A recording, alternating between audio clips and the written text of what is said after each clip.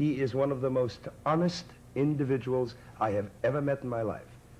Ladies and gentlemen, the heavyweight champion of the world, to me, Muhammad Ali.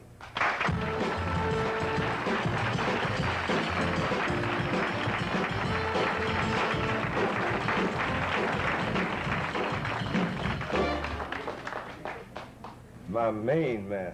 How you feeling? I thank you for coming, man. Thank you. Thank you very, very much.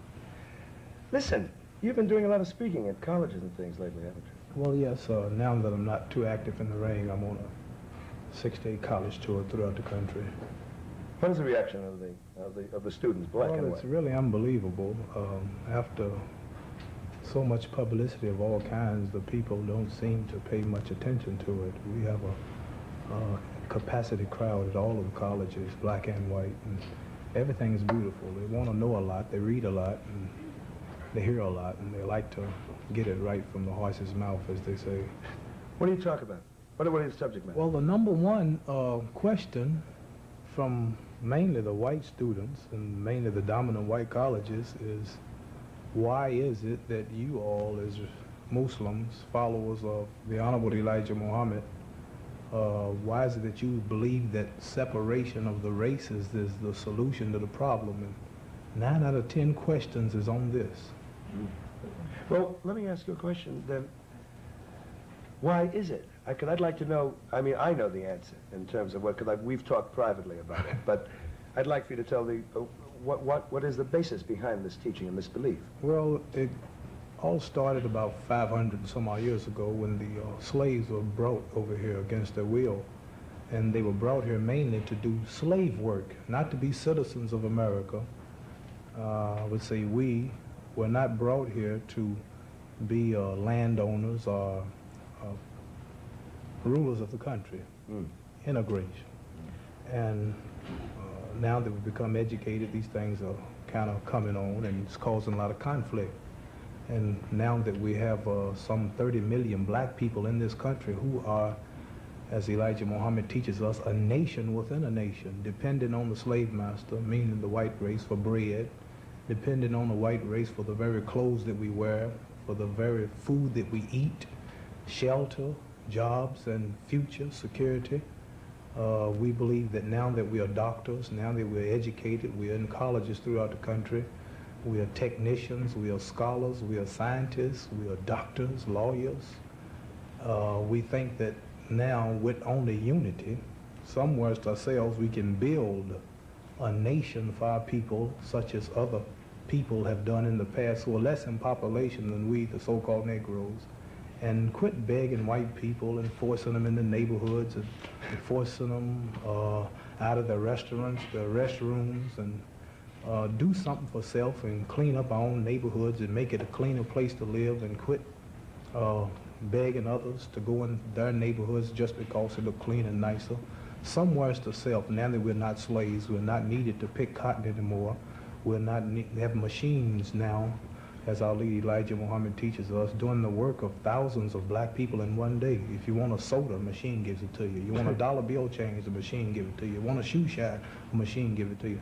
So now you have a racial problem. You have all of these slaves now walking the streets, ex-slaves, former slaves, with nothing to do. So now we believe that since we are 22 to 30 million people and worked 310 long years, 16 hours a day for nothing, to enable America to be the 50th of the richest states on the planet, and fought in the Japanese War, the German War, the Korean, now down in Vietnam, to uphold America's freedom and independence. We think now that the master should now say, slave, you helped me build a house, and you done worked so hard and tried to love me, but I wouldn't accept you. I shot your leaders and killed you. Now that you are free and educated now, here, take a few of these states, or go back to Asia and Africa now that you're educated, and build a government for yourself, and give us a good send-off. And we think this is the solution. Well, I must say that in a large part of that, when you speak in terms of self, when you speak in terms of black awareness, when you speak in terms of let's do our own thing for our own people, right? I agree totally, because I am so, having walked the streets, as you know, in the last couple of years now, with my return to home and to self, it has been a revelation for me, but it's also been a disappointment in many areas. Because you walk in the area and you say, the brothers ain't doing enough for themselves. But let me ask you, do you believe in total? I'm talking about total separation. Yes, see, we who follow the Honorable Elijah Muhammad believe everything that he teaches. He's now printing some hundreds and thousands of Muhammad Speaks newspapers, which can be read throughout America. He's got Muslim mosques and temples set up here in Philadelphia and all over the country. He's on radio worldwide now. He's on television in Washington, D.C. He's well established. And what I would like to say, like you have the Dakiti on and the African bead and your nice, beautiful afro, you must have to admit, and I know you're an intelligent man, well loved and liked by our people and all people, you have to admit that you yourself wasn't always thinking like this. No, I just said it. Right. No, I just said it. Right, right. I wasn't thinking like this, but I want to know, how could it work? One thing. How could we just totally separate? Because here's the thing that I've never been able to equate to. If I want a separate state, and I'm not opposed to it. Now let me tell you this. Yeah. I'm not for it. I'm not against it, but I'm not opposed to it. You're in the middle. You're waiting to see which side wins. No, here's what I'm doing. No, I'm not in the middle waiting to see which side wins. What I'm waiting to see is, how do you get them states without asking the white man who you want to leave to give them to you? Well, why don't we get some black rich brothers and build our own plane, get some black rich brothers, the black bourgeois, to put up our factories, because if we're going to ask the white man to send us back home, if that's your attitude, then I think we've defeated our own purpose right then and there. Yeah. Here's what I mean. Yeah, I understand. Here's what I want to say, Sammy. On the back page of our Muhammad Speaks newspaper, you will find where the Honorable Elijah Muhammad, he says, we are not begging or we're not asking to be given nothing. Don't give us nothing. I did. We have been here now for some 316 years, 17 years working, free labor. Yeah. And for an example, you build my house for me, you help me build it, you fight me to defend it, and then I kick you out and say, okay, boy, you free. Yeah. Well, I don't have nothing to go with. Well, repay me some of what you owe me. What you're talking about is what we've done to all nations that we fought with, all the nations. Germany has done it with the Jew in terms of restitution of some kind. Right. Sammy, one thing. Go ahead. May I interject? I don't know if it's an open forum or not. But I think that the basic problem, Muhammad, in that is that if that is going to be done for the Negro, then there's also another minority. You have the Mexican-American, the Puerto Rican, the Cubano. You have the Indian, certainly. So if an apportionment is going to be made, and I cannot agree with you more. I'm one of your original they call me a bleeding heart liberal now, because I was involved with the so-called civil rights movement a long time ago. But say, if following your hypothesis, say somebody said, okay, we are going to give the Afro-American or the black or Negro, whatever term we use. See, the people that you have named didn't suffer 310 years of castrating, lynching, raping, burning. Oh yes, if you want the story of the Mexican-American, I'll tell you after the show, because we don't have time to get into it. I don't think they can nearly match what we went through. I'm afraid couldn't say that. I'm afraid. Well, say it was half as bad. Wait a minute. And you got 5 states. Are you going to give 2.5 states? Hear this. It's my show. Mike is on. It's my show. We'll be back in a minute to finish this. In the meantime, we're going to have a punch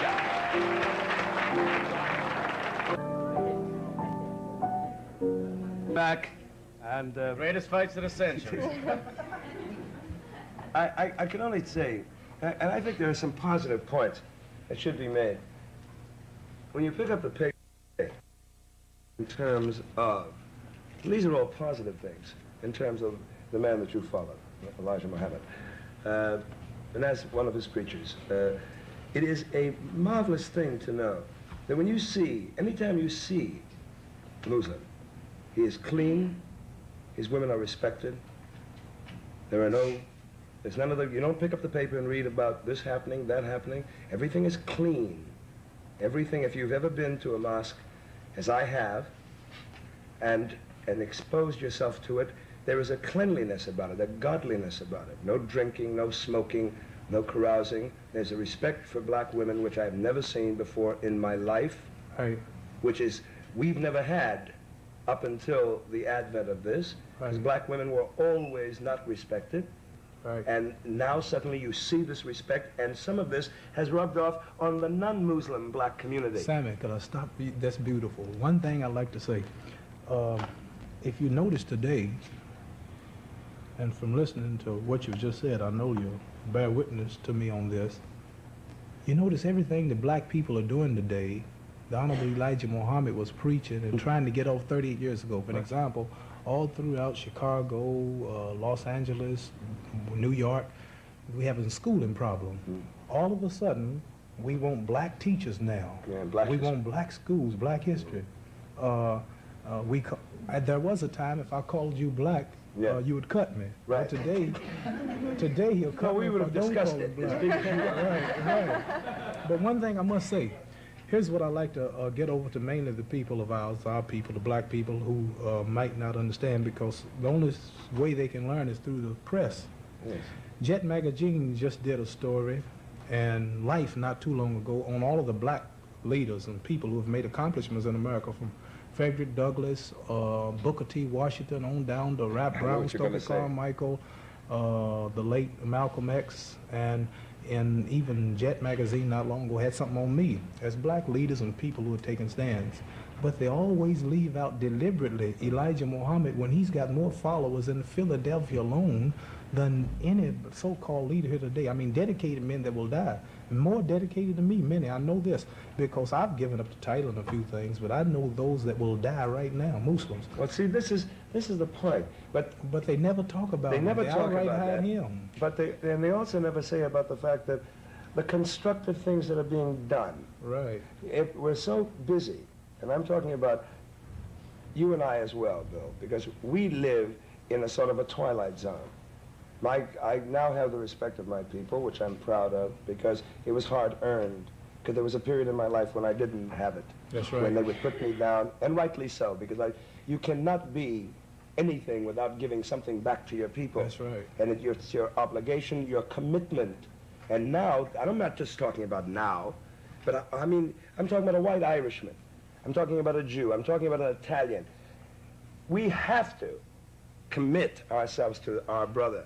And we say the terminology brothers and sisters. These are things that, as Muhammad, that we've suddenly, to me, has trying to bring the people together. But in the meantime, Elijah Muhammad has been doing it for years. Now, let me ask you a thing. What does black power mean to you?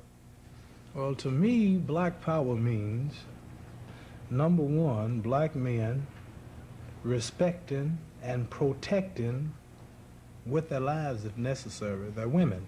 Because we are taught by a leader that a man's woman is the field which produces his nation. Yes. And if he don't protect his field, he'll produce a bad nation. For an example, a farmer will study poisons and chemicals, spray them on his cabbage, his beans, his corn, looking to kill any worm, any insect, seeking to destroy his crop.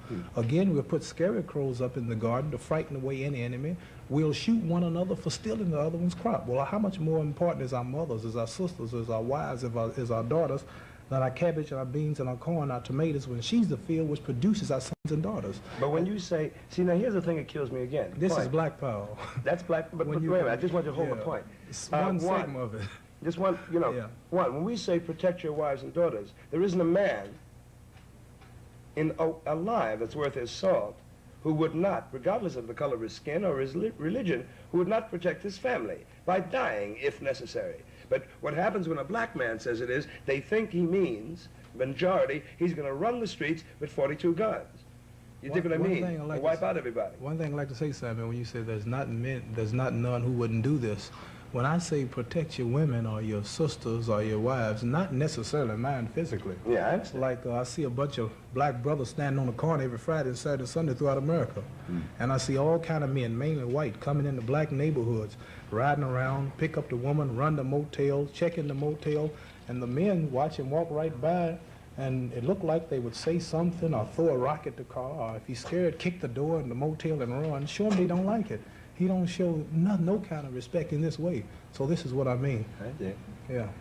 Let me ask you something. Joe Namath has been compared